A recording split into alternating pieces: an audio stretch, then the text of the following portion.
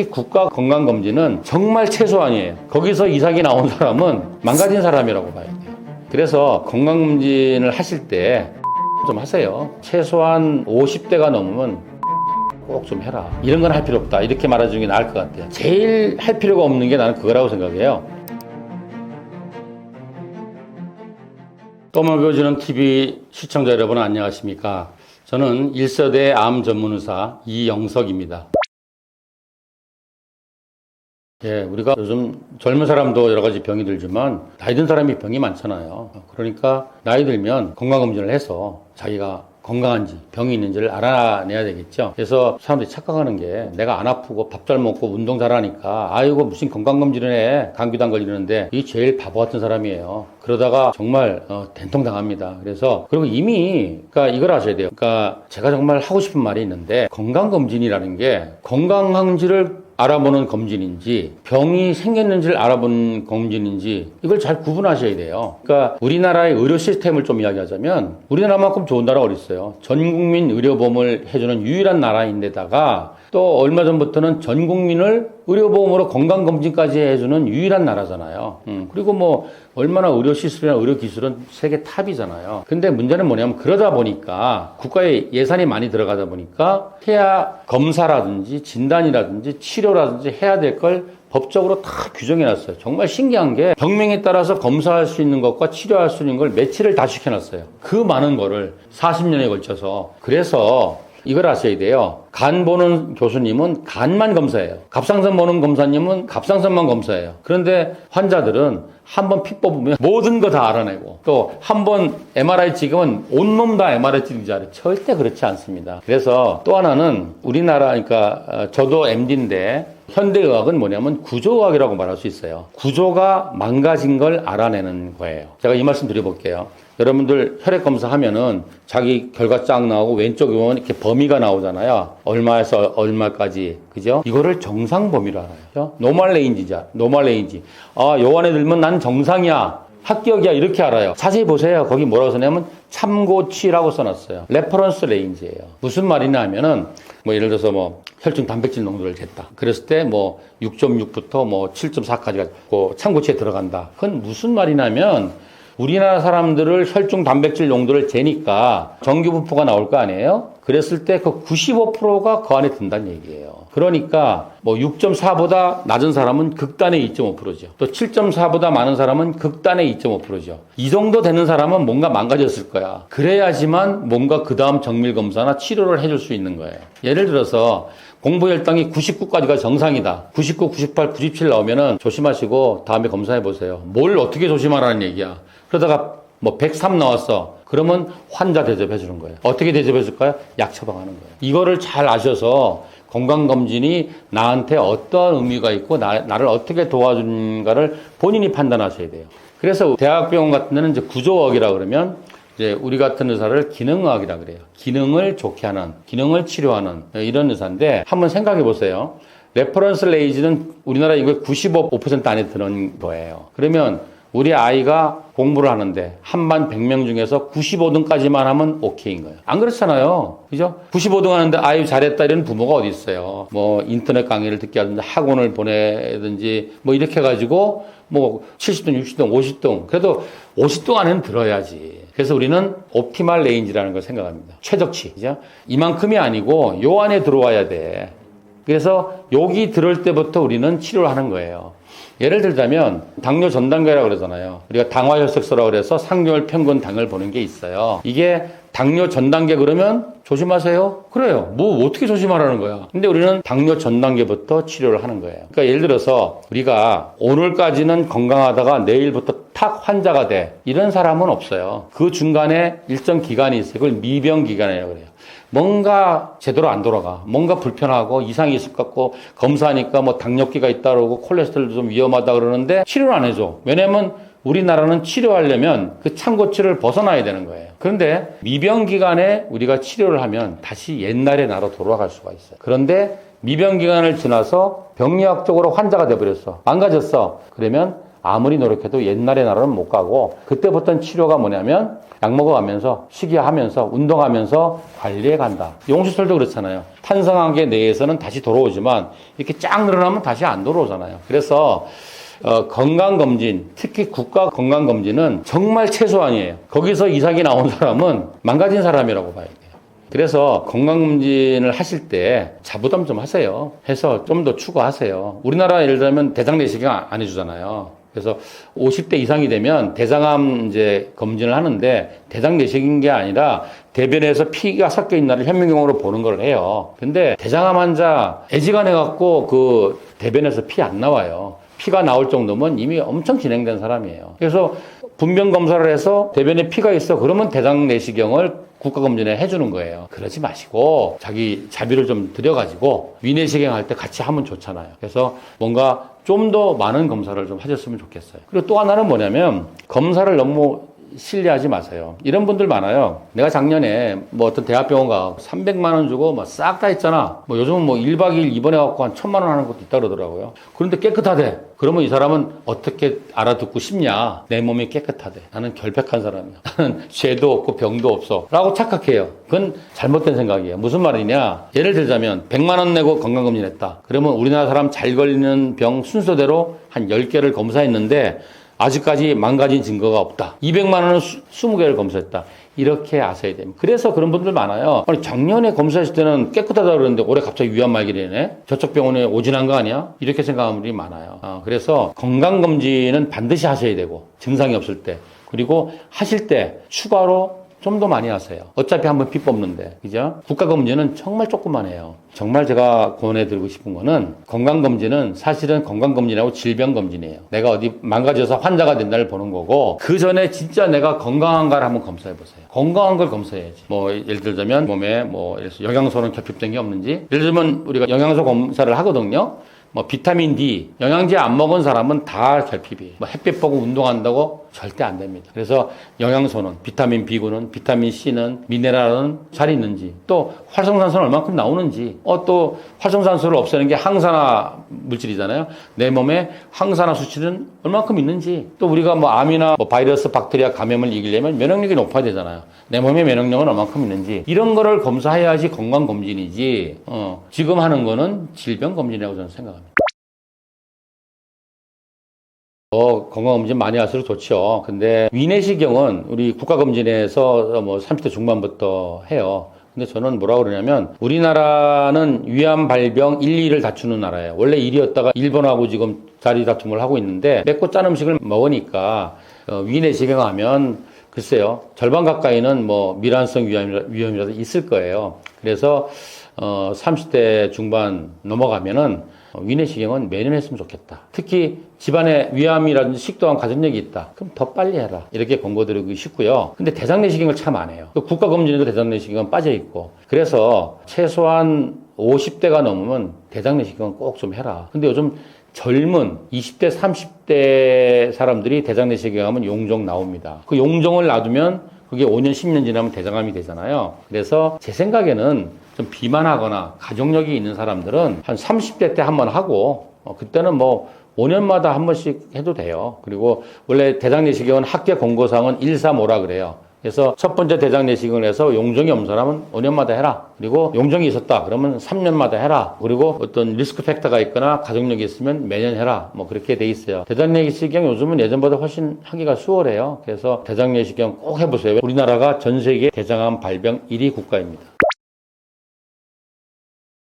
그래서 이제 국가건강검진이 아니고 종합병원이나 대학병원에서 하는 이제 건강검진 중에서 거기 리스트를 보면은 너무 많아요. 그래서 제 지인들이 찍어달라고 연락 많이 와요. 근데 저도 헷갈려요. 너무 많아가지고. 그리고 이걸 또 패키지로 묶어놔가지고 이거 하려고 하면 또 이게 안 돼.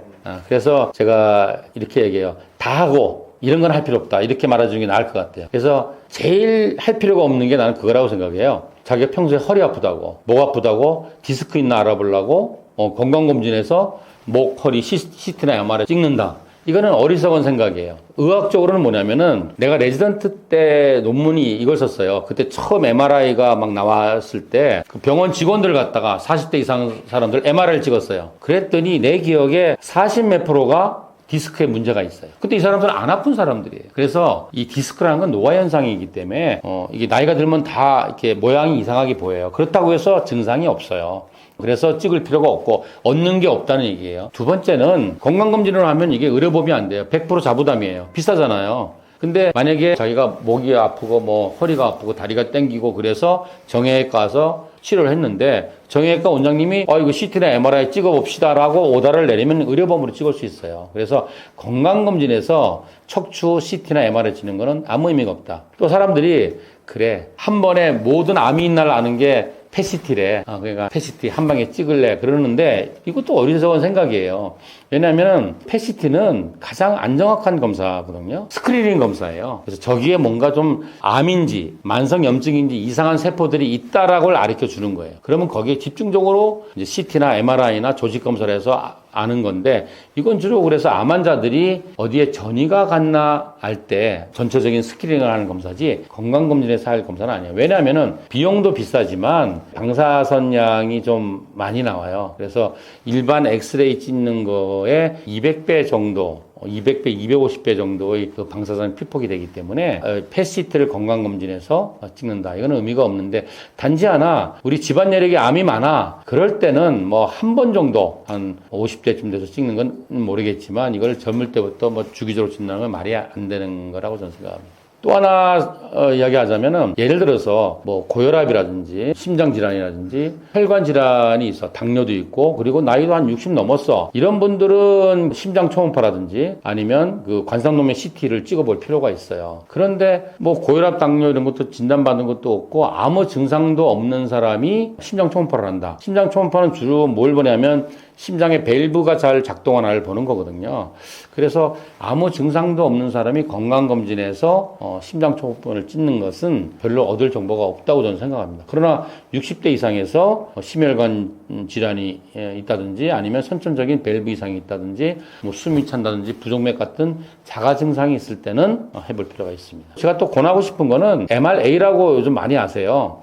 MRI 말고 MRI에다가 뇌 MRI에다가 엔지오그램 혈관 정수를 이렇게 해놓은 건데 그는 뇌 혈관의 문제를 보는 건데 이게 주로 뭘 보려고 찍냐면 뇌깔이라고 그러잖아요. 사람들이 나 머리에 시한폭탄 갖고 살아 뭐 이런 게 있는데 그 뇌 혈관이 이렇게 풍선처럼 부풀어 올라 있어요. 그러니까 여기는 풍선처럼 부풀어 있으니까 막이 얇으니까 잘 터질 수가 있어요. 근데 이건 터졌다 그러면 뭐 아니면 도죠. 사망 아니면 후유장애 났는데 이게 우리나라 인구의 한 2, 3%가 있대요. 그러면 꽤 많은 거예요. 한 40명 중에 한 명이 있다는 거니까 이거는 제 생각에 한 번 정도는 찍어볼 필요가 있지 않나 그런 생각을 합니다. 저는 환자들한테 그래요. 위내시경은 무조건 매년 해라. 제가 물론 환자들이 오고 또 환자 보호자들이 갖고 오는데 위내시경에서 아무것도 없는 사람 꽝 정말 드물어요. 한 40대쯤 되면 뭐 위험은 하나씩 있어요. 근데 위험 중에서도 뭐 만성 위축성 위염이라든지 장상비 화생은 위암의 전 단계잖아요. 그래서 중요해서 위내시경 꼭 하고 위내시경은 최소한 2년에 한 번, 그리고 한 50대면 매년, 그리고 대장내시경은 40대부터 해라. 그래서 한 5년에 한 번씩 하라. 그리고 초음파는 매년 좀 갖다 대라. 초음파는 소리로 진단하는 거기 때문에 힘들지도 않고, 그리고 방사선 피폭이 없잖아요. 그러니까 여기저기 다 갖다 대라. 뭐 갑상선도 해보고, 우리나라 40대 이후에 사람을 건강검진에서 갑상선 초음파 대보면 글쎄 5명 중에서 3명 가까이 결절 나옵니다. 그죠? 그리고 유방도 대보고 그리고 복부 초음파하면 모든 걸 다 봐주잖아요. 뭐 간도 봐주고 췌장도 봐주고 또 췌장을 정말 열심히 보는 그 선생님은 췌장을 이렇게 잘 볼 수가 있어요. 대충 보면 잘 안 보이지만 그리고 비장도 보고 다 볼 수 있으니까. 그리고 또 남자분들 요새 우리나라 전립선암 엄청나게 많잖아요. 그러니까 직장으로 하는 초음파는 좀 곤란하더라도 복부 초음파를 통해서 전립선을 대충 볼 수 있습니다. 그래서 초음파는 매년 여기저기 다 해라. 그리고 또 하나는 담배 피는 분들 우리가 뭐 의학적으로 그런 말 30감년 매일 한 갑씩 30년을 피거나 하루에 2갑씩 15년을 피거나 이런 사람들은 저설량 PET-CT를 갖다가 2, 3년에 한 번씩 꼭 찍어주세요. 방사선 피폭 양이 작기 때문에 뭐 큰 걱정 안 하셔도 됩니다. 실제로 우리가 엑스레이에서 폐암을 발견하기는 참 쉽지가 않아요. 그래서 위험 요소가 있고 폐암의 가중력이 있다든지 이런 분들은 한 2, 3년에 한 번 정도는 저설량 PET-CT를 꼭 찍으시길 권고합니다.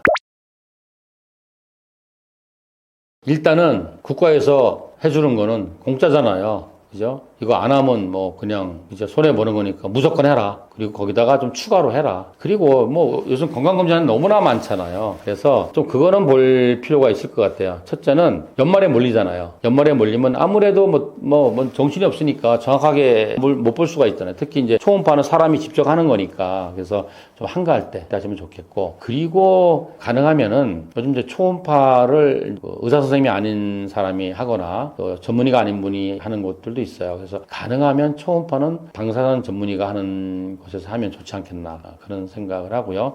또 위내시경도 가능하면 소화기내과 전문의가 하시면은 또 경험이 많은 분들 하시면 좋지 않겠는가. 그리고 너무 비싸갖고 막 패키지를 엄청나게 많이 하는 거 이런 거는 가성비가 없는 것 같아요. 그래서 반드시 하시되 좀 더 많이 하고 그리고 좀 한가할 때 여유롭게 하시고 그리고 정말 필요한 것들을 자기가 선택해서 하실 수 있는 그런 방법이 좋겠습니다. 요양원에 간다는 게 사실 바람직하진 않죠. 근데 그런 분들 이렇게 보면은 뭔가 자기 주체적으로 자기 삶을 살아가신 분들인 것 같아요. 그래서 뭔가 노년기에도 자기가 중심이 돼서 하는 뭔가 활동을 하세요. 뭐 예를 들어서 뭐 일을 하시는 분도 있을 수 있고 또는 취미 활동을 정말 하시는 분도 있고 또는 봉사 활동을 하시는 분도 있고 또는 뭐 교회라든지 이러한 신앙생활을 열심히 하시는 분들 이렇게 뭔가 할 수 있는 분들이 중요한 것 같아요. 그리고 두 번째는 요양원에 안 가려면 건강해야 되잖아요. 아무리 뭐 정신적으로 강해도 육체적으로 안 되면 안 되니까 그래서 일찍부터 자기 생활을 철저하게 관리하시는 분들이죠. 그래서 건강검진도 규칙적으로 받으시고 그리고 식생활도 건강하게 하시고 규칙적인 운동도 하시고 또 친구들과 만나서 또 스트레스도 건전하게 풀어가시고 이런 분들 그리고 사실은 어느 정도 경제적으로도 주체적으로 활동하셔야 돼요. 그래서 이렇게 노년의 삶을 자기가 중심이 돼서 살 수 있는 분들이 장수하고 건강하게 사시는 것 같습니다. 그래서 우리가 어떤 질병은 전향적으로 연구할 수가 있어요. 그죠?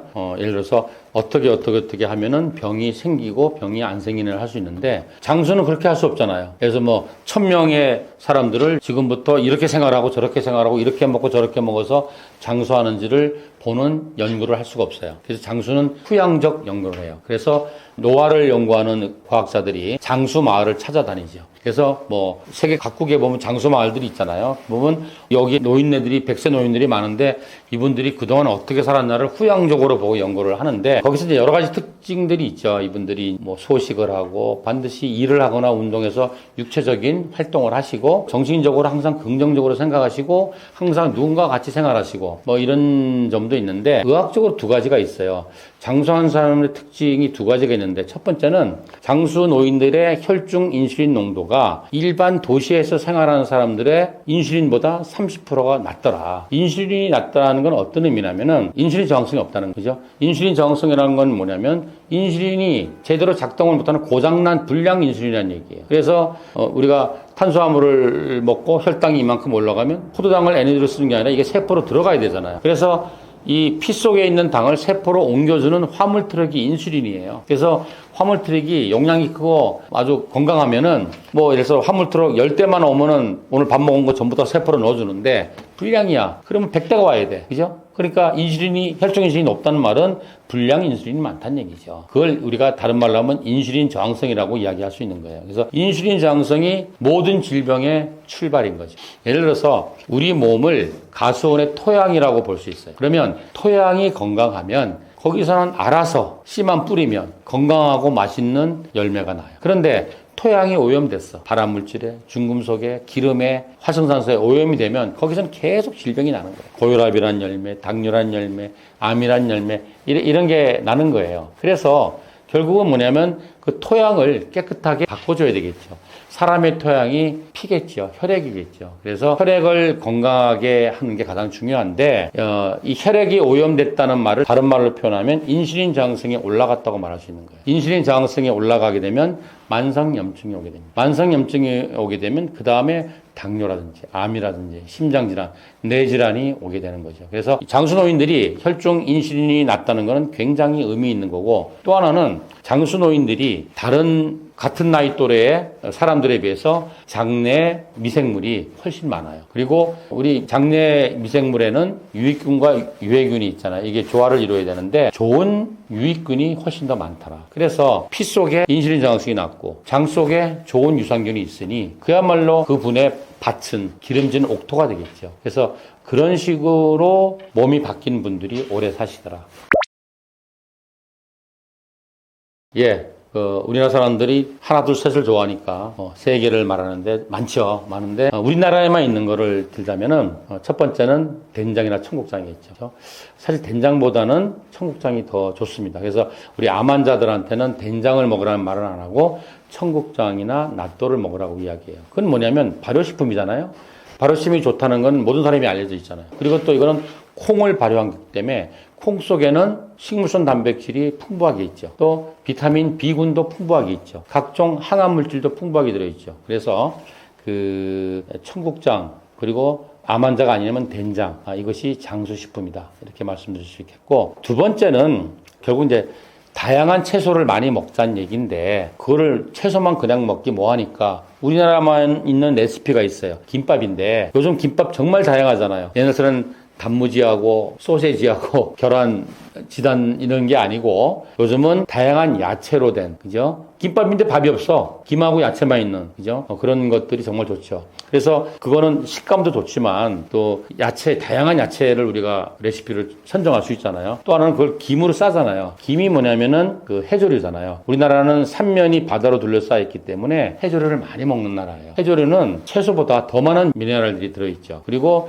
또 우리가 건강한 거는 육식보다는 채식 위주의 식생활을 하게 되는데 채식 위주의 식생활을 하면 반드시 부족한 성분들이 생길 수 있어요. 그게 대표적인 게 비타민 B12번, 철분, 아연, 구리 이런 것들인데 그래서 채식 위주의 식이를 하는 분들은 반드시 그거를 영양제나 주사로 보충하셔야 됩니다. 근데 김에는 비타민 B12번이 굉장히 풍부히 들어있어요. 그리고 그 외에도 다양한 미네랄이 많이 들어있죠. 그래서 밥 없는 김밥 정말 좋은 장수식품이고 모든 건강을 위한 음식이라고 말할 수 있고요. 또 하나는 우리나라를 대표하는 음식 중에 하나가 비빔밥이잖아요. 근데 요즘 비빔밥도 밥 없는 비빔밥이 나와요. 밥은 조금만 넣거나 아니면 현미 비빔밥. 이것도 마찬가지로 비빔밥이 뭐예요? 오색 찬란한 채소들이 다 들어가 있잖아요. 이 채소가 색깔이 다르다는 거는 그 안에 각기 다른 화이트 케미칼, 영양소들이 들어있다는 얘기예요. 그래서 비빔밥이 정말 좋은 음식이고 하나만 더 추가하고 싶어요. 그게 뭐냐면 생들깨나 생들기름입니다. 그래서 우리 뭐 오메가 하잖아요. 그런데 우리 여러 가지 식물성 오일을 비교한 걸 보면은 뭐 올리브유일 또 한참 핫한 MCT 오일 이런 거 비교가 안 될 정도로 생들기름은 정말 좋은 들기름입니다. 그래서 이렇게 드시면 되겠죠. 저는 환자들 보고 아침 저녁으로 생들기름이나 생들깨를 한 스푼씩 드세요. 그러면 오메가3 영양제 안 먹어도 됩니다. 그러면 어떻게 먹느냐? 아까 말한 김 없는 김밥이나 밥 없는 비빔밥에다가 생들깨를 뿌리고 들기름을 드레싱을 해서 드시면 되겠죠. 근데 단 조건이 우리나라 원래 참기름 들기름은 뭐예요? 볶아서 짜잖아요. 그러면 안 돼요. 볶으면 열을 가하면 다 산패돼 버려요. 그래서 콜드 컴프레스, 냉압착한 요새 많이 팔아요. 그리고 더 좋은 건 뭐냐면 들기름을 이만큼 해갖고 뚜껑 열고 따르면 산소 들어가면 산패돼요. 그래서 요즘 일회용으로 캡슐로 나온 게 있어요. 그래서 한 번 먹을 거야. 그래서 그걸 아침에다 따가지고 하나 먹든지 아니면 음식에다가 드레싱으로 넣든지 아니면 그냥 생들깨, 볶지 않은 생들깨를 그냥 드시든지 그렇게 하시면 정말 혈관 건강이나 세포 건강 최고입니다.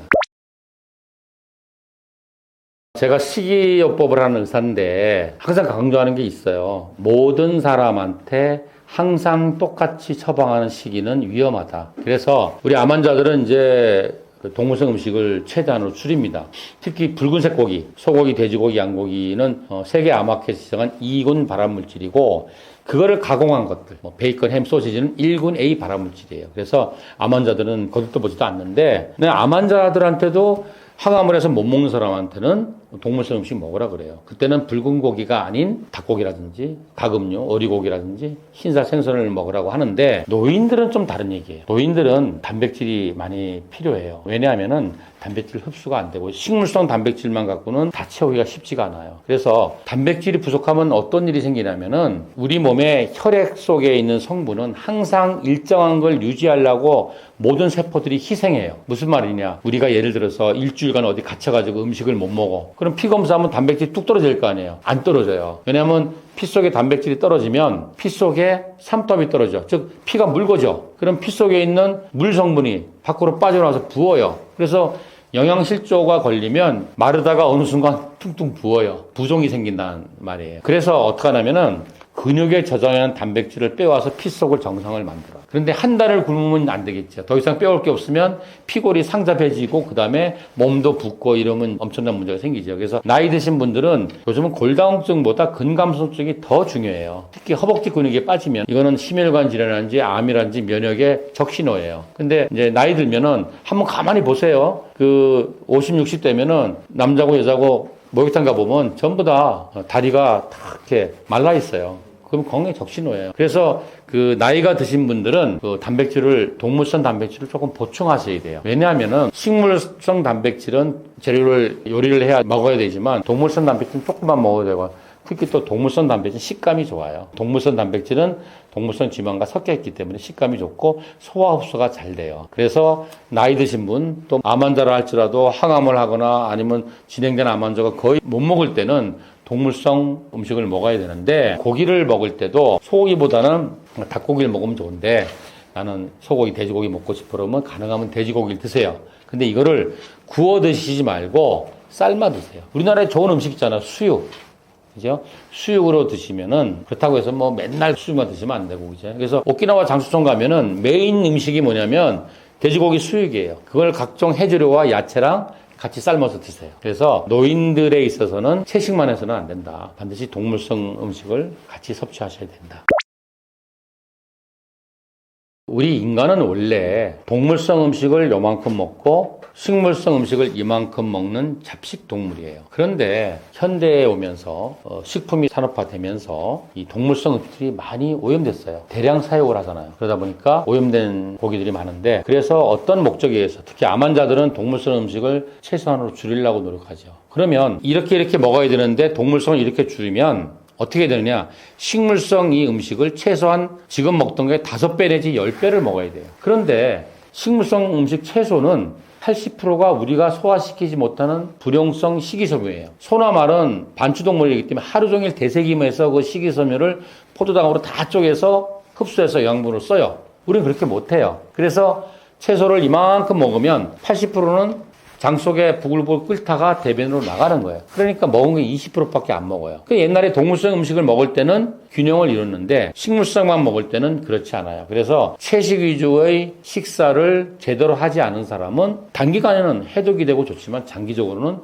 기력과 체력과 면역력이 떨어집니다. 그래서 그렇게 하시면 안 되고, 그리고 균형 잡힌 식생활을 하셔야 되고, 또 채식 위주로 할 때는 반드시 모든 채소를, 모든 통곡류를 골고루 드셔야 돼요. 왜냐하면 식물성 음식은 완전 식품이 아니에요. 동물성 음식은 완전 식품이에요. 모든 영양소가 다 들어있어요. 그래서 채식을 할 때는 반드시 시금치, 가지, 버섯, 토마토, 브로콜리, 현미 전체를 다 균형 있게 먹어야 되고, 두 번째는 음식을 먹고 결국은 뭐예요? 우리가 탄수화물을 쪼개서 포도당을 얻어서 그거를 에너지원으로 쓰겠다는 얘기 아니에요? 암세포든 정상세포든 늙은 세포든 젊은 세포든. 그래서 그때 탄수화물을 먹고 포도당이 혈당으로 올라갈 때 피크를 치면 안 돼요. 순간적으로 올라가는 나쁜 탄수화물을 먹지 않아야 돼요. 좋은 탄수화물을 먹어야 돼요. 그죠? 혈당 지수가 낮은 음식 위주로 먹되, 우리가 또 혈당 지수가 높지만 좋은 음식들도 있거든요. 당근이나 현미나 이런 거는.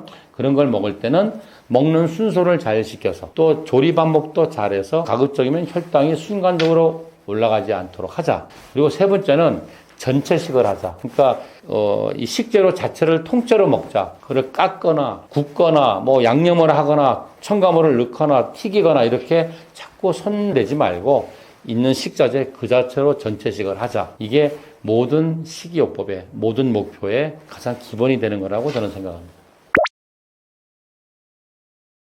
우리나라가 암이 많다, 폭증했다고 하는데 사실은 그건 오해입니다. 사실은 OECD 국가 평균을 보면은 우리 평균보다 발생률은 낮아요. 다만 암에 발견되는 그 비율이 짧은 시간 동안에 많이 늘어났다는 거지, 절대 비율이 외국에 비해서, 선진국의 OECD 국가에 비해서 많지는 않습니다. 그럼 왜 짧은 시간 동안 우리나라가 암 환자가 이렇게 많이 늘었느냐? 첫 번째는 이제 우리가 사회경제적으로, 의학적으로 이제 선진국에 들어섰죠. 그래서 오래 살아서 암 환자가 많은 거예요. 우리가 노화의 끝판왕이 암이라 그러잖아요. 그러니까 오래 살다 보니까 암이 이제 많이 발견되는 거죠.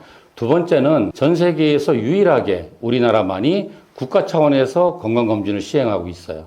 그러다 보니까 많은 사람들이 암을 조기에 발견하게 되는 겁니다. 또 하나는 우리나라가 좁은 땅에서 빠른 시간 내에 경제 발전을 하면서 무한 경쟁 사회에 살고 있잖아요. 그러니까 얼마나 일을 많이 하겠어요. 또 얼마나 스트레스를 많이 받겠어요. 스트레스 받으면 뭐 하겠어요. 술 많이 먹고 밥 많이 먹고 야식하고 운동할 시간은 없고 그러다 보니 생활 습관이 나빠져서 암 환자가 많이 생기는 것 같습니다.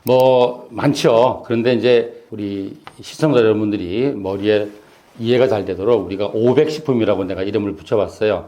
5개의 흰 색깔이 나는 음식을 먹지 말자. 첫 번째가 맛있는 흰 쌀밥이죠. 두 번째가 흰 밀가루로 만든 얼마나 많은 그 빵들, 케이크, 디저트가 있습니까? 그런 것들. 그리고 흰 설탕, 그리고 흰 소금, 그리고 흰색으로 된 조미료들, 식품 첨가물들, 이런 거를 안 드셔야 되고, 그 외에도 가공식품이라든지 트랜스 지방이 들어간 거라든지 동물성 식품이라든지 과단백 식품도 우리가 줄여야 될 음식 중에 하나입니다.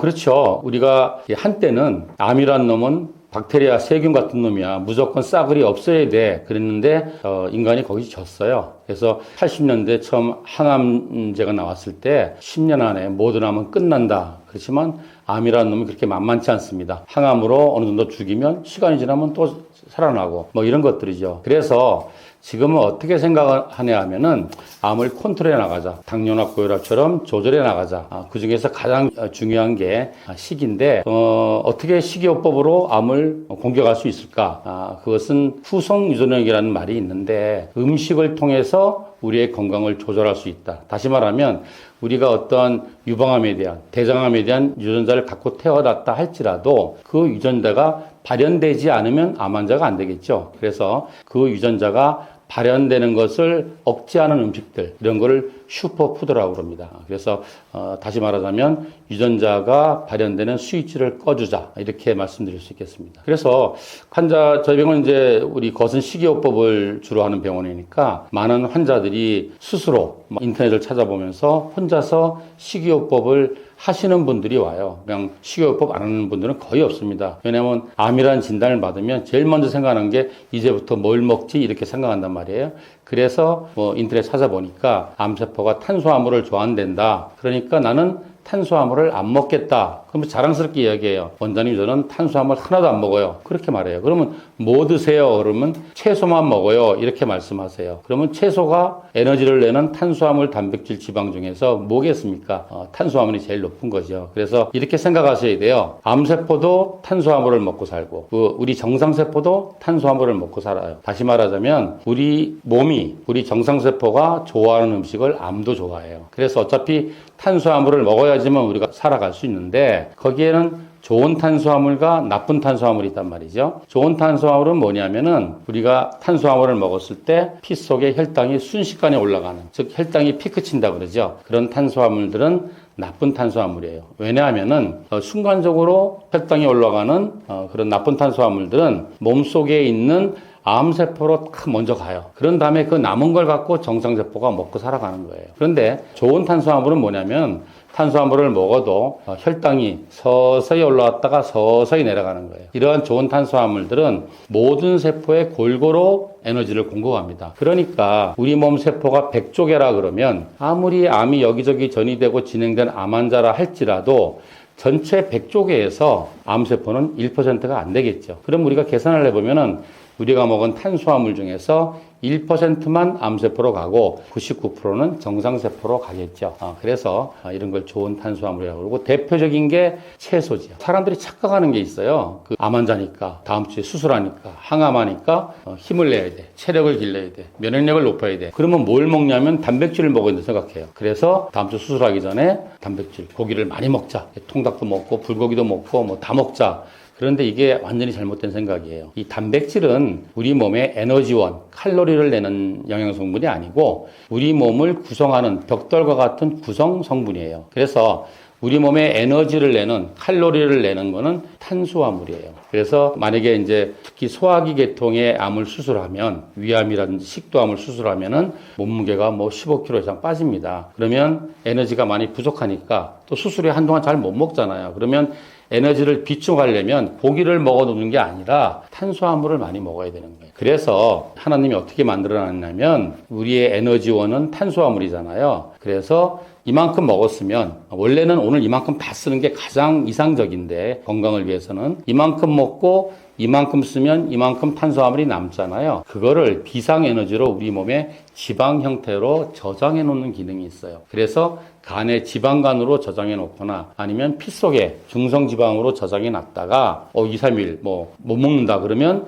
그 지방을 다시 탄수화물로 만들어서 에너지로 쓰는 거예요. 그래서 세계보건기구에서 모든 우리 인류들한테 탄수화물은 하루 섭취 공고량이 없어요. 왜냐하면 자동차의 휘발유 같은 것이기 때문에 오늘 자기가 등산을 하고 마라톤을 하고 그럴 거면 탄수화물을 많이 먹어야 되겠죠. 근데 오늘 나는 하루 종일 쉴 거야. 누워서 일요일이라서 텔레비 보고 쉴 거야 그러면 탄수화물 조금만 먹으면 되겠죠. 그런데 단백질은 이게 에너지원이 아니고 몸을 구성하는 성분이에요. 근육을, 세포를, 그리고 효소를, 면역세포를 구성하는 물질이기 때문에 자라나는 아이들은 자꾸 몸이 크니까 벽돌이 많이 필요하겠죠. 그래서 많이 먹어야 돼요. 그러나 성장이 끝난 성인들은 그렇게 많이 먹을 필요가 없어요. 오히려 많이 먹으면 안 됩니다. 그래서 매일매일 자연적으로 소실되는 단백질만 보충하면 돼요. 우리 머리카락이 빠지고 각질이 벗겨지고 대변으로 소실되는 단백질을 보충하면 돼요. 그래서 세계보건기구에서 하루 섭취 권고량이 있어요. 그게 뭐냐면 몸무게 1kg당 0.5 내지 1g 정도의 단백질을 먹으면 된다. 그래서 여자분들은 보통 한 30g 정도의 단백질만 드시면 충분하고 남자들은 한 4, 50g 정도 드시면 돼요. 그런데 단백질을 힘을 내려고 더 많이 먹어. 과단백질을 섭취하게 되는 거죠. 그러면 어떤 일이 있냐면 우리가 통닭을 먹고 불고기를 먹고 하지만 통닭과 불고기가 피 속으로 들어가서 세포로 갈 수는 없잖아요. 단백질은 전부 다 아미노산이라는 하나하나의 분자로 쪼개져야지만 혈액으로 들어가서 세포로 들어갈 수 있는 거예요. 근데 내가 하루에 단백질을 아미노산으로 쪼갤 수 있는 소화 능력이 200g이다. 그런데 오늘 500g을 먹었다. 그러면 300g은 아미노산으로 쪼개지지 못해요. 그러면 그건 어떻게 되냐면 장 속에서 남아있는 거예요. 그래서 설사로 나가거나 나가지 못하고 계속 남아있는 거는 부패해서 독소로 작용하게 되는 거죠. 우리 삼겹살 많이 먹으면 그 다음날 설사하잖아요. 그 이치입니다. 그래서 단백질이 에너지원이 아니고 체력을 키우는 근원이 아니고 탄수화물이. 그런데 암세포도 탄수화물을 좋아한다. 그러면 어떻게 알겠느냐? 그런 사람도 있어요. 나는 배고픈 거 참을 수 있는데 암세포 굶어 죽을 거야. 그래서 탄수화물을 안 먹는다. 그럼 어떻게 되겠어요? 암세포보다 정상세포가 빨리 죽습니다. 그래서 아주 합리적인 균형 잡힌 식사를 하는 게 중요하고 이거를 위해서는 조금 건강 지식이 필요해요. 젊고 건강한 사람들은 아무렇게나 먹어도 되는데 어떠한 목적을 가지고 식이요법을 하겠다고 생각하시는 분은 첫째는 내가 어떤 목표로 식이요법을 하는지 목표가 정확해야 돼요. 왜냐하면 식이요법이라는 건 어떻게 보면 극단적인 편식이잖아요. 근데 내가 어떤 목적 때문에 이건 안 먹고 이거 위주로 먹을래 라는 목표가 설정돼야 돼요. 그래서 모든 사람한테, 모든 환자한테, 심장병 환자, 당뇨 환자, 암 환자, 또 암 환자인데 아무 문제가 없는 암 환자도 있고 항암을 해서 못 먹는 사람도 있고 이런 모든 사람한테 항상 똑같이 식이를 처방한다. 그거는 위험한 짓입니다. 그리고 또 같은 식이요법이라 하더라도 360일 똑같이 하면 안 돼요. 그래서 이런 식이요법을 할 때는 반드시 정기적으로 검사를 해서 체크를 해서 문제는 없는지 뭐가 부족한 건 없는지 이런 거를 반드시 보충해 주셔야 됩니다. 예, 저는 주로 암 환자를 보니까 암 환자를 위한 식이요법은 당뇨를 환자를 위한 식이요법과는 달라야 되겠죠. 그래서 완전히 다르진 않지만 디테일한 부분에서는 달라야 됩니다. 그래서 암 환자한테 가장 좋은 식이요법 많지만 저는 이렇게 생각해요. 어떤 음식 먹으면 암이 걸려요? 어떤 음식 먹으면 암이 나요? 이거는 틀린 말이에요. 그러니까 음식이라는 거는 음식 하나만 하더라도 단일 성분이 아니고 수만 가지의 성분이 혼합되어 있는 혼합물이란 말이에요. 화합물이 아니에요. 그렇기 때문에 어떤 음식 하나 자체가 좋은 게 아니라 그 전체의 구도를 어떻게 짜느냐, 어떠한 음식들을 선택을 하고 그리고 그것을 어떻게 조리를 해서 어떤 방식으로 먹느냐가 중요한 것이지 뭐가 좋다.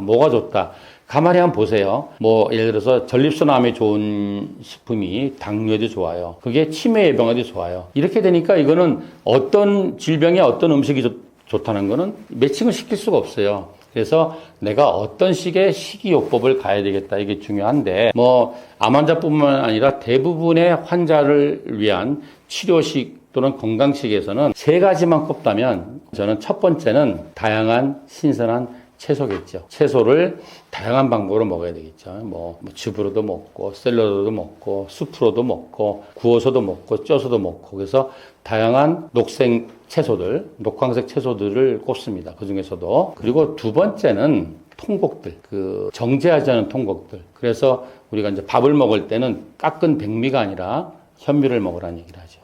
그리고 요즘은 이제 곡물 중에서는 사실은 귀리가 현미보다 더 단백질 함유량도 많고 항암 성분도 많다. 그래서 암 환자들은 이제 귀리로 옮겨가는 게 있는데, 원래 우리 고선요법에서는 100여 년 전부터 귀리로 이제 수프를 만들어서 먹게, 오트밀 수프란 걸 먹었어요. 그래서 녹황색 채소, 또 뭐 녹황색이 아니라도 다양한 채소는 다 좋습니다. 두 번째는 통곡들, 그리고 세 번째는 암 환자들한테, 또 당뇨 환자라든지 심혈관 환자한테는 뿌리 채소 또 권해드리고 있습니다. 요즘 대부분의 환자들이 옛날에는 녹황색 채소, 당근 이런 것만 먹다가 요즘은 뿌리 채소를 많이 먹고 계십니다. 그래서 어떤 재료를 먹느냐도 중요하지만 어떤 식생활을 가지느냐, 그죠? 먹는 방법, 먹는 순서, 조리하는 방법도 정말 중요합니다. 그래서 첫 번째 원칙은 우리가 어떤 식재료를 선택할 것이냐는 건데, 예를 들자면 우리가 먹어서는 안 되는 것들을 배척하는 것도 중요하겠죠. 예를 들자면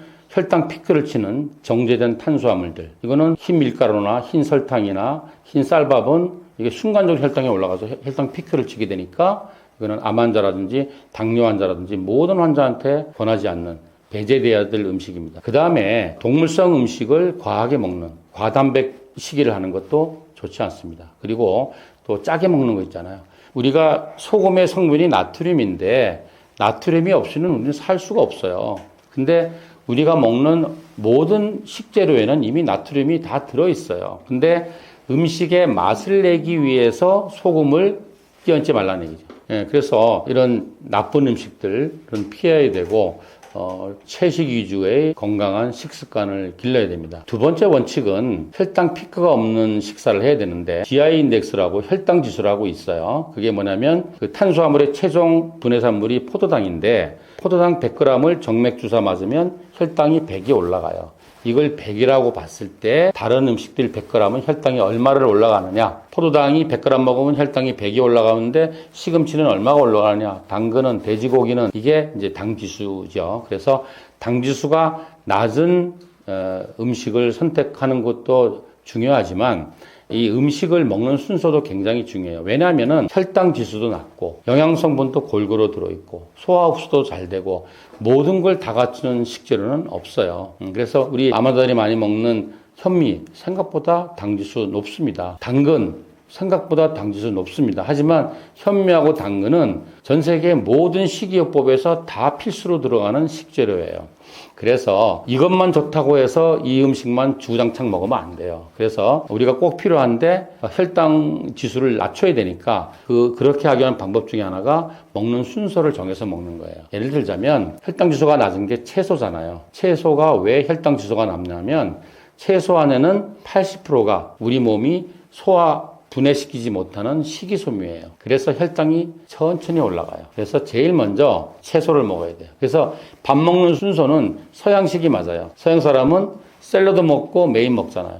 우리는 거꾸로 메인 먹고 나물 먹잖아요. 그래서 매 끼니 식사하실 때는 반드시 다양한 채소를 가지고 샐러드를 만들어서 한 접시 가득 드세요. 세계보건기구에서도 사람들한테 권할 때 음식 피라미드가 있어요. 피라미드는 이렇게 생겼잖아요. 그러면 피라미드 밑면이 가장 넓잖아요. 가장 많이 먹으란 얘기지. 즉 하루에 5접시 이상 먹으라고 권하는 거는 신선한 채소예요. 그래서 채소를 드시고, 그 다음에 또 우리가 환자들이 자랑스럽게 이야기해요. 저는 채소하고 과일만 먹어요. 근데 과일은 색깔별로 파이토케미칼들이 들어있는데 문제는 과일에는 과당이 있어요. 과당도 포도당처럼 혈당으로 작용하기 때문에 우리 건강에 좋지가 않습니다. 그래서 과일은 색깔별로 제철 과일을 조금만 드셔야 돼요. 그래서 채소로 만든 샐러드를 드시고 그 다음에 바로 과일을 드세요. 그 다음에 뭐냐면 단백질 음식을 드세요. 단백질도 식물성 단백질을 드시는 게 좋죠. 예를 들어서 동물성 음식은 우리가 완전 식품이라 그래요. 그 말은 뭐냐면 모든 영양소가 다 들어있다는 얘기죠. 그래서 동물성 음식은 예를 들어서 뭐 맥도날드 햄버거 패치 하나만 먹어도 하루 종일 다 사는데 칼로리나 영양소 부족함이 없어요. 그렇지만 그건 쓰레기 음식이잖아요. 그래서 가능하다면 먹는데 제한이 없다. 그럴 경우에는 단백질도 식물성 단백질을 드세요. 그래서 식물성 단백질의 보고가 콩이잖아요. 근데 콩도 가능하면 콩 자체를 드지 마시고, 왜냐하면 콩 같은 견과류는 껍질에 알러젠들이 들어있어요. 그래서 알러지를 유발할 수 있어요. 나 콩 알러지가 없는데 그래도 겉으로 드러나는 피부 알러지는 없다 할지라도 내장에 들어가서 식도나 위나 장에서 알러지가 생기면 다른 음식도 소화 흡수가 방해를 하게 되겠죠. 그래서 콩은 그냥 먹는 것보다는 콩을 가공한 식품들. 요즘 우리 환자들 보면은 집에서 전부 다 콩물 내려 드세요. 그 기계가 있어요. 아니면 두유도 집에서 만들어 드세요. 아니면 두부를 드셔도 됩니다. 그런 식물성 단백질을 드시고 그 다음에 현미를 드세요. 현미도 채식 유제 식생활을 할 때 중요한 단백질의 보고예요. 보통 현미가 단백질이 한 8% 정도 된다고 돼 있고 찹쌀 현미는 한 14% 정도 된다고 돼 있어요. 그래서 현미를 드시고 현미가 너무 껄끄러워서 못 먹겠어. 그런 분들은 현미로 죽을 써 드시라 그래요. 현미하고 견과류를 같이 믹서에 갈아서 그걸 죽을 써 드시면 먹을만 합니다. 그렇게 드시고 마지막에 견과류를 드세요. 견과류는 꼭 드셔야 됩니다. 근데 견과류 중에서 땅콩은 우리가 가능하면 권하지 않아요. 왜냐면 땅콩은 알러젠이 있는 분들이 굉장히 많거든요. 그래서 잣이나 호두가 아주 좋죠. 이런 식으로 순서대로 드시고, 그리고 다작을 하시라 그래요. 천천히. 이제 물도 씹어 먹으라 그러잖아요. 그래서 빨리 먹으면 안 돼요. 천천히 씹어서 드세요. 그래서 보통 저도 그렇고 우리 환자분들도 뭐 한 끼 식사할 때 보통 1시간 정도 드세요. 원래 채소는 오래 씹어야 돼요. 우리 왜 고기가 질기고 채소는 안 질긴지 알잖아요. 그건 거꾸로 하는 거예요. 우리 샤브샤브 가보면 끓는 물에 고기는 넣었다 빼야 돼요. 근데 채소는 푹 삶아야 돼요. 그래서 다작하시는 게 중요하고, 그리고 세 번째는 전체식을 하시라. 그러니까 예를 들자면 껍질은 까고 알맹이만 먹는다든지, 뿌리하고 줄기를 먹는 음식인데 뭐 뿌리는 빼고 줄기만 먹는지 그렇게 하지 마시고 전체식을 하셔라. 왜냐면 특히 채소나 과일이나 뭐 씨앗 같은 거는 껍질 속에, 곡류도 그렇고 껍질 속에 굉장히 많은 영양소들이 있어요. 그렇게 드시고, 그 다음에는 만약에 채식 위주의 식이를 하신다 그러면은 채소를 정말 골고루 드셔야 돼요. 그래서 만약에 풀떼기만 먹으면 이게 체력 떨어지고 몸무게 빠지고 기력 없는 거 아니야? 그렇게 말하시는 분들이 있는데 그건 잘못하는 건데, 그렇게 되려면 전제 조건이 1년 내내 채소를 하나만 먹는 거야. 한두 개만. 1년 내내 당근하고 시금치만 먹어. 그럼 반드시 영양격표 봅니다. 왜냐하면 동물성 식재료는 완전 식품이지만 식물성 음식은 완전 식품이 아니에요. 그래서 당근에 없는 영양소가 토마토에 있고, 토마토에 없는 게 가지에 있고, 가지에 없는 게 버섯에 있어요. 그래서 반드시 골고루 균형 잡힌 채식을 해야 된다. 이렇게 권고드리겠습니다. 제가 한 20년 정도 암 환자를 보잖아요. 그러면 처음에 한 30분간은 그분 화가 나신 거를 달래줘야 돼요. 대부분 와서 하는 말이 몇 가지가 있어요. 첫째, 나는 한 번도 아픈 적이 없었다. 감기도 안 걸렸다. 나는 병원에 간 적이 없다. 의료보험 왜 내는지 모르겠다. 그런데 갑자기 내가 폐암 말기라네, 췌장암이 나네, 이런 분들이 있어요. 그건 무슨 말이냐면 병에 걸리면 증상이 난다는 착각을 하는 거예요. 이게 잘못 알고 있는 거예요. 병은 원래 증상이 없어요. 그럴까? 암은 엄청난 증상이 있을지 않을까? 대장암 걸리면 혈변 보고, 위암 걸리면 토하고, 이건 다 거짓말이에요. 그거는 정말 진행돼서 돌아가시기 전 한두 달 전에 나타난 증상이지, 우리 병원에 거의 다 암 환자인데 거의 100%, 거의 99%는 우연히 건강검진에서 발견되고, 진짜 직장암인데 대변이 막혀서 변이 안 나와서 응급실 가서 변을 뚫다 보니까 직장암이라든지, 이런 분들은 너무나 진행된 분들이죠. 그래서 제가 늘 강조드리는 말이 병과 증상은 관계없다. 이 말을 또 환자한테 하는 이유는, 암이 걸려서 치료를 하는 도중에 갑자기 등이 아파, 허리가 아파. 그러면 그냥 허리 아플 수 있잖아요. 오래 누워있거나 그래서. 근데 혼자 판단 내리는 거야. 분명히 척추에 전이 갔을 거야. 내 가족들한테 말 안 할 거야. 이러면서 모든 치료를 포기하고 그냥 두문불출하는 분도 있어요. 그래서 처음에 발견될 때도 증상이 없듯이 재발돼도 증상은 없다. 재발돼서 상당히 진행이 돼야지 증상이 나타나겠죠.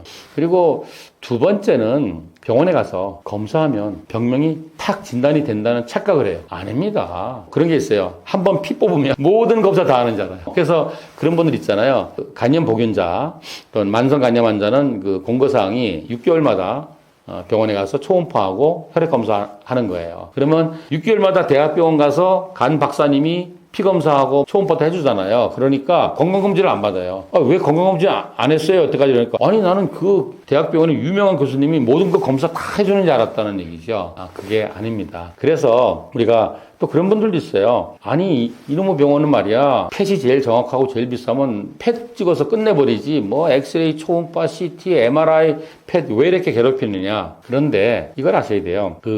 제가 레지던트 할 때까지는 MRI도 없었어요. 펫도 없었어요. 주로 엑스레이하고 CT 화질 안 좋은 거 같고 뭐 청진기로 할 때예요. 이게 얼마 안 된 거예요. 우리 뭐 인터넷 얼마 안 됐잖아요. 그래서 그걸 잘 아셔야 돼요. 암에 있어서 가장 정확한 진단은 조직을 떼서 현미경으로 보는 조직검사잖아요. 그래서 암 환자는 조직검사 3번 해요. 뭐 건강검진이나 뭐 이렇게 해서 뭐 내시경을 하거나 CT나 초음파에서 뭐 암 같은 종양이 보여. 그러면 그걸 조금 떼가지고 조직검사에서 암이 나와. 그러면 수술이 가능한지를 온몸을 뒤져서 가능하다 그러면 수술 계획을 세워서 수술 들어가잖아요. 그러면 수술 끝나기 전에 또 두 번째 조직검사를 해요. 이건 응급으로 하기니까 보통 한 15분 내에 병리실에서 답을 보내줘요. 왜 하냐면 수술 전에 예측하기에 여기까지 자르면 될 것 같았는데 이게 더 잘라야 되는지 확인하려고 하는 거예요. 환자는 모르지 마취돼 있으니까. 그리고 이제 세 번째 조직검사는 뭐냐면 수술에서 드러낸 전체를 가지고 하는 거예요. 이게 정답이지. 근데 첫 번째, 두 번째, 세 번째 조직검사 결과가 같은 사람보다 다른 사람이 많을 거예요. 그래서 나한테 막 와서 하소연하세요.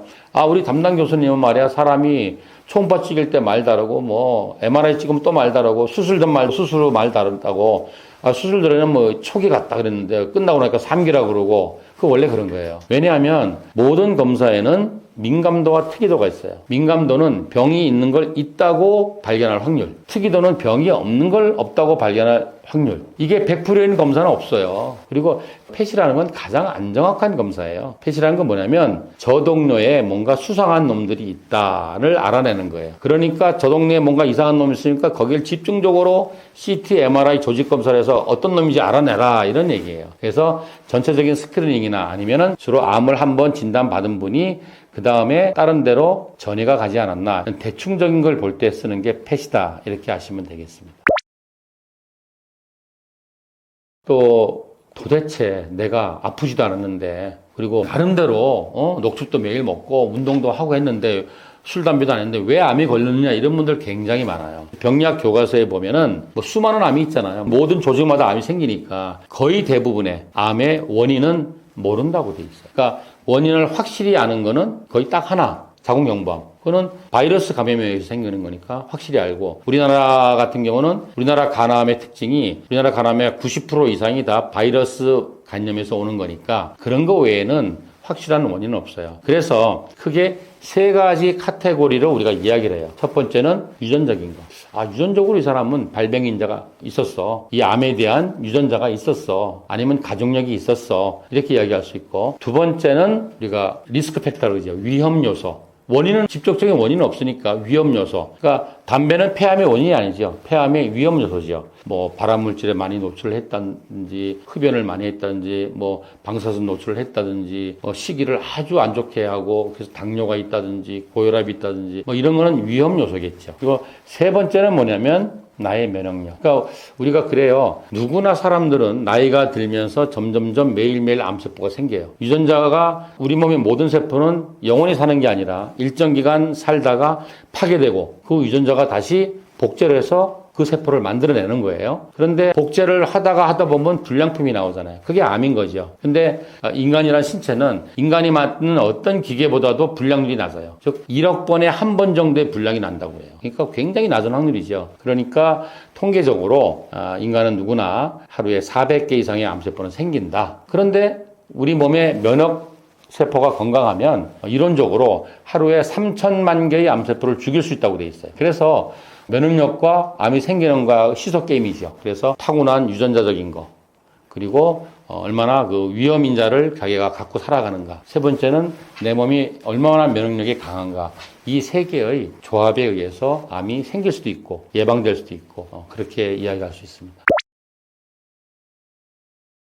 비타민 C는 이제 필수 영양소잖아요. 필수 영양소라는 건 뭐냐면 필수에서 필수 영양소가 아니라 우리 몸 속에서 스스로 만들 수가 없기 때문에 반드시 외부에서 공급을 받아야 된다는 얘기예요. 그래서 필수 영양소 중에 하나고 너무나 많은 일을 하는 거예요. 그래서 영양제로 알고 있었는데 1960년도에 라이너스 폴링 박사라는 분하고 카미라는 박사 두 분이 엉뚱한 생각을 하는 거야. 야, 이거 비타민C로 암 환자를 한번 치료해볼까? 뭐 이렇게 시작을 해서 이게 시작된 거예요. 그래서 그게 이제 많은 연구하고 논문이 나와서 하는데 비타민C는 이제 약날의 칸이죠. 그러니까 우리가 보통 입으로 경구 복용을 하거나 이런 정도의 낮은 용량의 비타민C는 세포를 살리는 영양제예요. 그러니까 항산화 기능이 있고 면역을 높이는 기능이 있고 해독 기능이 있고 또 우리가 상처가 나면 그 상태가 잘 아물게 하는 기능이 있고 그러한 정말 우리 몸을 이롭게 하는 그러한 영양소인데 이거를 엄청난 농도로 정맥 주사를 놓게 되면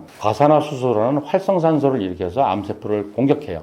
항암제의 원리가 뭐냐면 우리 몸에 순간적으로 엄청난 활성산소를 일으켜서 암세포를 공격하는 거거든요. 그와 마찬가지로 비타민C도 엄청난 고용량을 맞게 되면은 그 활성산소를 일으켜서 암세포를 공격할 수 있다라는 이론적 근거로 하는 것이고 보통 일반적인 세포 독성 항암제는 그 활성산소가 암세포만 공격하는 게 아니라 정상세포도 같이 공격하기 때문에 매일 할 수도 없고 영원히 할 수도 없잖아요.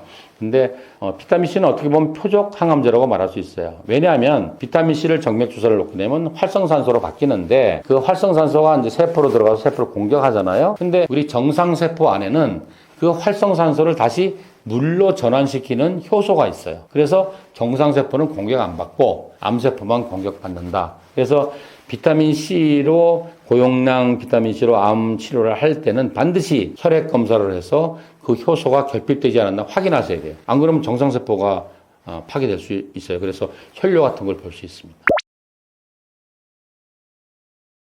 지방간.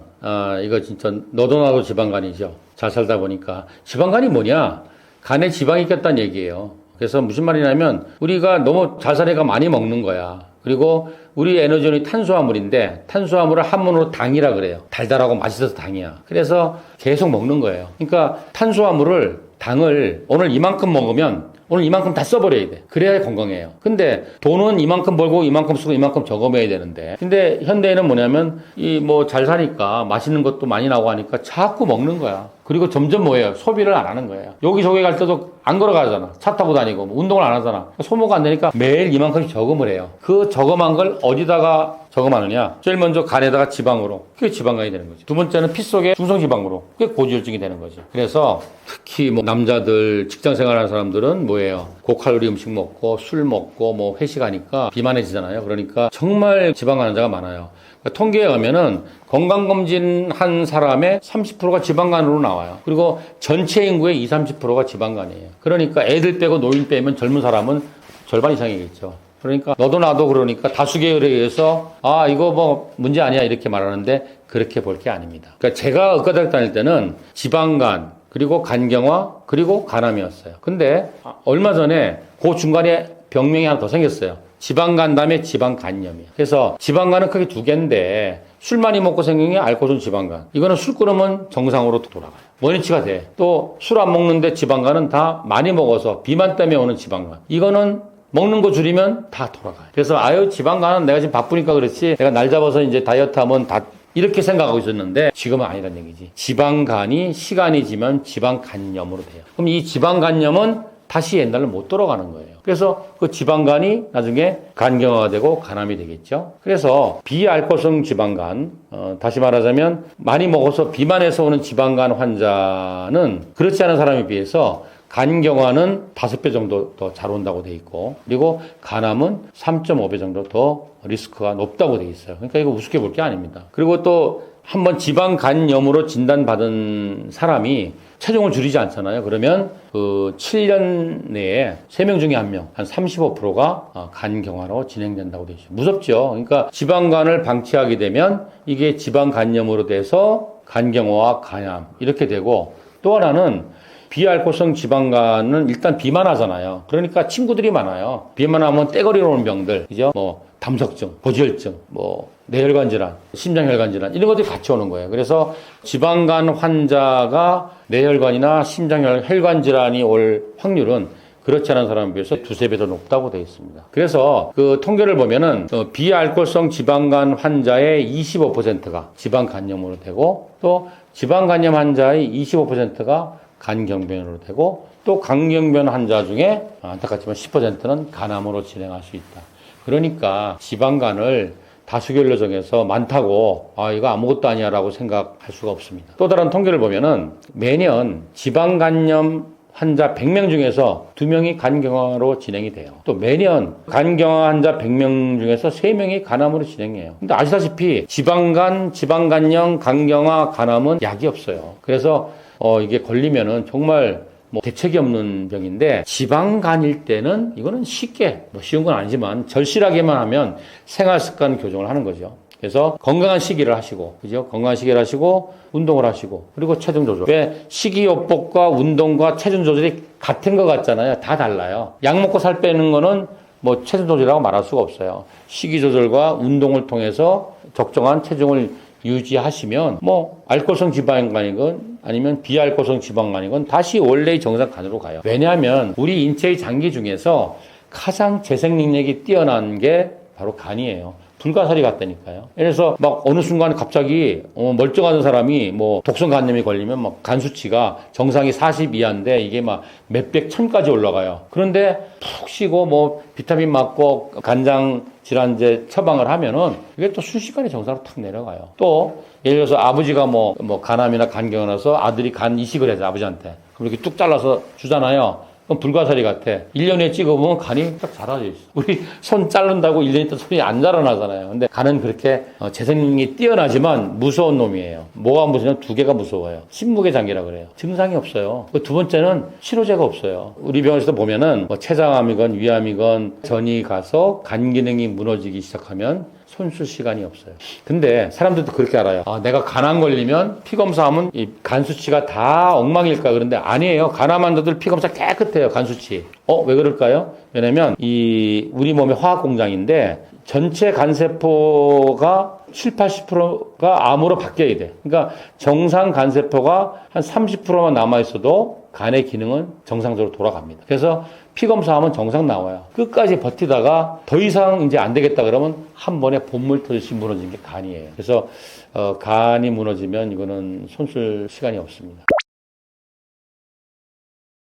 지방간이다. 정말 쉽게 치료할 수 있어요. 지방간이 왜 생겼어요? 먹는 양에 비해서 소모한 양이 작았기 때문에 그 남은 영양분을 간의 지방으로 저장해놨으니까 간단하잖아요. 먹는 거 줄이고 쓰는 거 늘리면 바로 옛날로 돌아갑니다. 그래서 고지방 고칼로리 음식을 안 해야 되겠죠. 그래서 주로 이제 고지방 고칼로리 음식이 다 맛있는 거잖아요. 그죠? 음식이 맛있으려면 두 가지 조건이 있어야 돼요. 첫째는 동물성 오일이 들어가야 돼. 동물성 기름이 들어가야 돼. 그래서 우리 빈대떡 부칠 때는 뭐예요? 비계로 막 하잖아요. 근데 나는 동물성 단백질만 먹어 해서 닭가슴살만 먹는 사람도 있는데 그냥 고기를 먹으면 반드시 동물성 단백질에는 지방이 껴있잖아. 그게 삼겹살이 대표적인 거잖아요. 그래서 동물성 지방이 있어야 맛이 나고 또 하나는 뭐냐면 소금이 들어가야 맛이 있어요. 근데 뭐예요? 동물성 기름은 어떠한 식이요법에서도 무조건 반대예요. 모든 동물성 오일은 반대예요. 먹으면 안 돼요. 그리고 어떠한 식이요법에서도 짜게 먹으란 말 안 해요. 그런 사람들도 그래요. 싱겁게 먹으면 나트륨 떨어지는데 그게 아니라 우리가 먹는 식재료 안에 우리 몸에 필요한 나트륨은 다 들어있어요. 왜냐하면 나트륨이 떨어지면 모든 근육이 풀리기 때문에 스스로 알아서 짠 거 먹게 돼 있어요. 왜 우리 동물 키우면은 나트륨 떨어지면 쥐가 알아서 이 소금 같은 거 핥아먹고 그래요. 단지 맛을 내기 위해서 소금을 추가하지 말란 얘기예요. 그래서 뉴욕시에서는 벌써 한 10년 전부터 뉴욕시 법에 의해서 5개 이상의 프랜차이즈가 있는 대형 식당에서는 테이블 솔트, 식탁에 소금 놔두잖아요. 이거 법적으로 다 없앴어요. 그리고 메뉴에 딱 스테이크 나오잖아요. 그러면 거기에 하루에 소금 섭취 권장량이 2.3g이거든요. 그래서 2.3g 이상 포함된 음식에는 경고문 붙여놨어요. 우리 담배에 보면 경고문 붙여놨잖아. 이거 먹으면 이렇게 돼. 뭐 이런 것처럼. 뭐 심장마비 다 써놨어요. 그렇게. 그래서 고칼로리, 고지방 음식을 줄이면 그럼 뭘 먹으려나? 역시 신선한 다양한 채소를 드셔야 되겠죠. 그래서 채식 위주의 건강한 식습관을 하시고 규칙적인 운동을 하시고 그렇게 해서 건강한 체중을 만드시면 이건 내가 100% 장담할 수 있는데 지방간 100% 없어집니다. 단 피 속의 지방간은 순식간에 사라져요. 근데 초음파를 찍어보면 아직 남아있어요. 그것만 무슨 말이냐면 혈액 속에 흘러나온 간 수치는 떨어졌는데 껴있는 지방은 시간이 오래 걸린다는 얘기예요. 그래서 초음파는 좀 남아있지만 그것도 시간이 지나면서 없어집니다. 사실 저는 이것만 먹는 건 아니고 아침에 주로 어떻게 먹냐면은 이제 당근즙, 녹즙 뭐 이런 걸 먹고 그다음에 아침이니까 그래도 좀 뜨뜻한 걸 먹어야 되잖아요. 그래서 히포크라테스 수프라는 게 있어요. 뭐 암 환자분들은 많이 알아요. 그래서 우리 거슴요법에서 메인 메뉴 중에 하나인데 다양한 야채를 그러니까 거슴요법이라는 게 어떻게 하면 다양한 신선한 야채를 많이 먹느냐. 예를 들자면 암 환자인데 항암을 안 하고 식이요법 하는 사람은 하루에 9kg의 채소를 먹게 내가 처방해요. 근데 내가 당뇨다 이런 사람은 3kg만 먹어도 돼요. 그러면 3kg도 작은 게 아니거든요. 이걸 어떻게 먹냐면 즙을 짜서도 먹고 이렇게 수프를 끓여서도 먹고 샐러드도 먹고 구워서도 먹고 쪄서도 먹고 이렇게 다양하게 먹어요. 근데 아침에는 뭐 이렇게 구워 먹고 쪄 먹기가 좀 부담스러우니까 뭐 당근즙하고 뭐 녹즙하고 한 잔씩 먹고 그리고 히포크라테스 수프라는 걸 먹어요. 이거는 다양한 야채를 원래는 2시간 동안 중불로 서서히 끓이는 거야. 확 끓이지 않고. 확 끓이면 영양소가 파괴되니까. 그렇게 하면 이게 무슨 뭐랄까 잼처럼 돼요. 곤죽처럼 돼. 그거를 믹서로 갈아. 그래서 채로 걸러. 그러면 이제 이게 빠져나오는데 여기는 이제 식이섬유가 있는 거죠. 즙을 짠 게 아니니까. 그리고 따뜻하고. 그리고 이제 정말 암 환자들 식이요법 할 때 먹을 게 없어요. 근데 제일 맛있는 게 이거래요. 수프로 끓여줬지 다양한 걸. 그리고 레시피를 다양하게 갈 수 있어요. 기본적으로 뭐 당근, 뭐 브로콜리, 파, 양파, 마늘, 파슬리 뭐 좋은 거 다 들어가요. 또 당근, 사과 다 들어가는데 레시피를 얼마나 변형할 수 있어요. 아, 나 좀 더 맛있게 하고 싶어. 그러면 단호박, 바나나 그리고 레몬즙 같은 걸 추가해도 돼요. 그죠?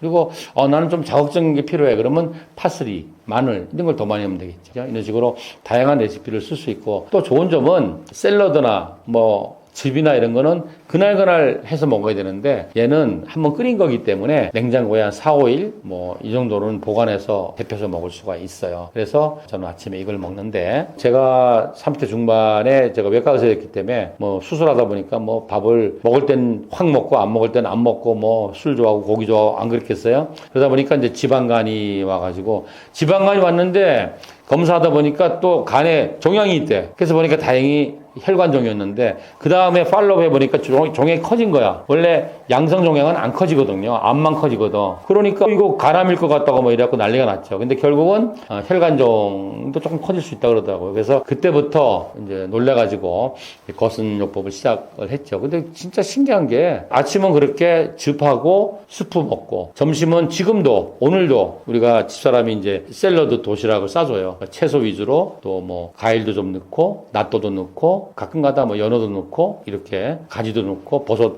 구운 것도 넣고 이렇게 해서 샐러드 먹고 저녁은 이제 편하게 한식을 하는데 그때도 밥은 조금만 먹는데 흰쌀밥은 절대 안 먹죠. 암 환자들은 100% 현미를 먹지만 저는 이제 현미를 섞은 잡곡밥을 이렇게 먹어요. 먹고 뭐 나물 같은 거 이런 거 먹고 생선구이 이렇게 먹는데 그 자료도 있어요. 내가 어떤 방송에 나가서 했는데 5년간 나의 건강검진 결과를 짝짝짝짝짝 했는데 난 놀랐어요. 처음에 중성지방이 300이 넘었어요. 근데 식이요법 하면서 바로 100 이하로 150 이하로 정상으로 떨어졌는데 그 이후로 계속 그걸 유지해요. 근데 사실은 나이가 들면서 몸무게는 나이 살 때문에 조금씩 찌는데 피 검사는 변하지 않더라고요. 그래서 식이요법이 정말 강력한 무기다. 왜냐하면 내 몸에 24시간 영향을 주는 거는 음식밖에 없잖아요. 식이가 정말 중요하다. 그래서 우리 병원에서 보면 주로 암 환자인데 그 보호자들은 대부분 뭐 하나씩 있어. 고혈압, 당뇨, 고지혈증 뭐 이런 거 기본적으로 한두 개씩 다 있더라고요. 그런 분들 이제 같이 식이요법 하잖아요. 보호자가 환자랑 뭐 혼자 하라 그럴 수는 없잖아요. 그 환자복은 풀떼기 먹고 자기는 뭐 통닭시켜 먹을 수 없으니까 같이 해. 그러면 보호자분들은 진짜 한두 달 안에 뭐 당뇨나 고지혈증은 굉장히 거의 약을 끊을 정도로 좋아집니다. 지방간은 더 빨리 좋아지겠죠. 한번 저를 믿고 해보십시오.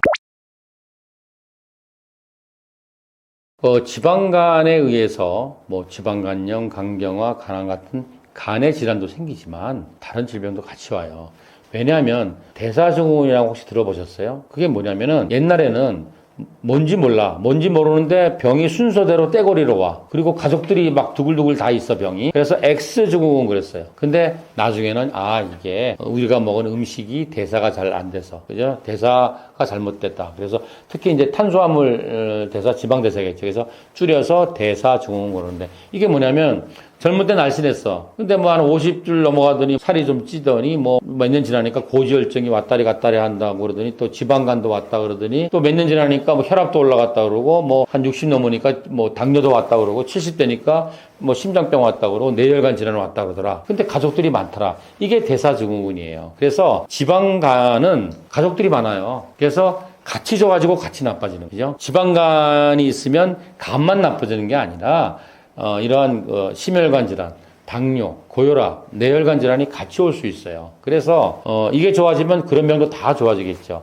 그래서 지방간을 예방하는 생활 습관을 하면 이런 병들도 다 예방이 되겠죠. 그게 뭐냐면 건강한 식습관이에요. 우리가 알다시피 간은 약이 없잖아요. 그리고 지방간은 가역적인 반응이 다시 옛날로 돌아갈 수 있어요. 그래서 안 생기도록 노력해도 되지만 혹시 생겼어도 빨리 반성하면 옛날로 돌아가요. 그게 뭐냐면 건강한 생활 습관이죠. 그죠? 고칼로리, 고지방 음식을 빼고 저칼로리, 저지방 음식 소식을 하는 거죠. 다양한 채식 위주의 생활 습관, 식생활 습관을 가져야 되고 반드시 규칙적인 꾸준한 운동을 해야 되고 반드시 적절한 몸무게를 체중을 유지하셔야 돼요. 이렇게 되면 이 모든 대사증후군이 다 예방이 되고 치료가 될 수 있습니다. 그래서 지방간염이 있으면은 심혈관 질환의 위험이 두세 배 더 높다고 돼 있어요. 그건 당연한 얘기죠. 왜냐하면 지방간염으로는 우리가 안 죽잖아요. 그래서 지방간염이 생기면 가족들이 다 딸려오는 병들이 같이 오잖아요. 그래서 실제로는 지방간염 환자가 사망했다 그러면 그 원인은 40%가 심혈관 질환이라고 봐야 되겠죠. 그래서 지방간을 우습게 보면 안 된다.